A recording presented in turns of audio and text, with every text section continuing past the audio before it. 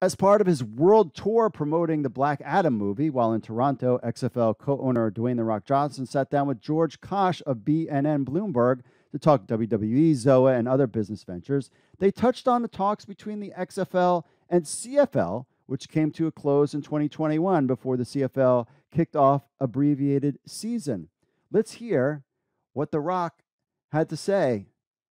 In terms of the XFL, and we talked about that before the camera started rolling, why do you think the third time is the charm for the launch of this new football league?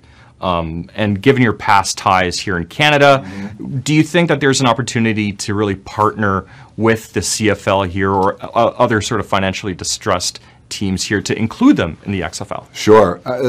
Great question. Two-parter. Let me jump in on the first part is I do believe we got a real chance here. The third iteration of the XFL, and I know it's tough. The first one, and we were around Vince McMahon. We were with Vince. We were babies back then. But myself and my business partner, Danny Garcia, we grew up with Vince.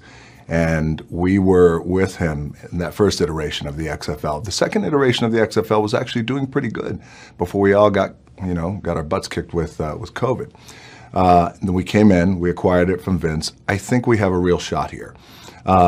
We decided to take our time, not come out in 2021. We'll come out in 2022. We partnered with the NFL. We sat down with Roger Goodell, sat down with Troy Vincent, and all of their colleagues up at the league, and said, our goal here is just to grow the game of football. Can we partner? And the answer was yes. So we have really staffed up. We have the best of the best in terms of the organization. I think we got a shot. I think spring football has a shot. Research has shown that fans are hungry for football all year round as long as it's quality. So we got a shot, and we're going to continue to work hard.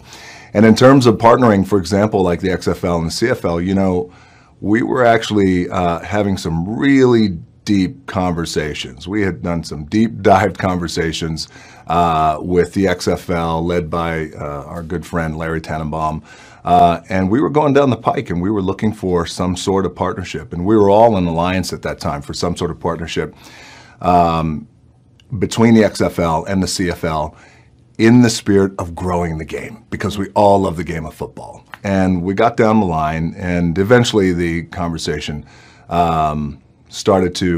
eventually those conversations started to stall. We all agreed respectfully, let's put the pencils down, wish each other the best of luck. And I love the CFL. I came out of the CFL.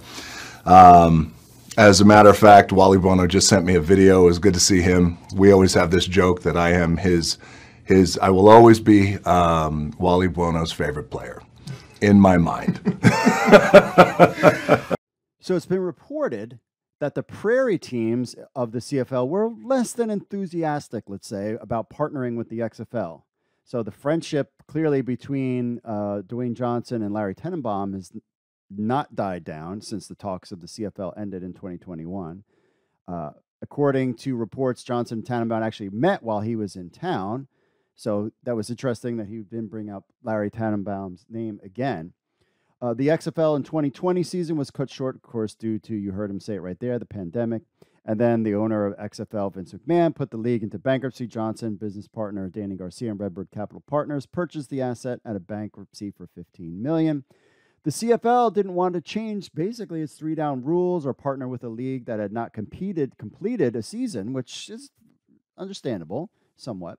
CFL Commissioner Randy Ambrosie acknowledged the talks were helpful for the Canadian Football League. They eventually partnered, though, with Genius Sports to help grow the three-down game. Remember that, quote, the partnership will help facilitate the CFL's growth ambitions, expanding its audience in the U.S.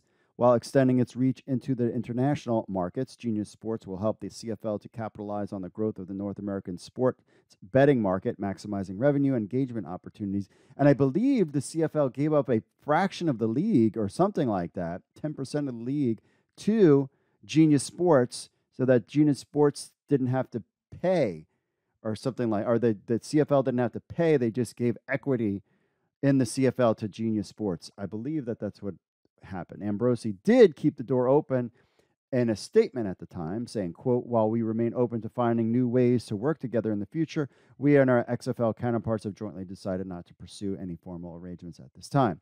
Now, due to NDAs signed at the time, it is unknown what happened between the XFL and CFL discussions, or even how they got started and with whom. It seems like, based on these statements and what we know, MLSE and the XFL had a plan. Other CFL teams, however, were not buying that plan. The CFL is close to its playoffs. Black Adam is in theaters right now, and the XFL draft is supposed to take place in November 16th and 17th, with the kickoff a week after the Super Bowl.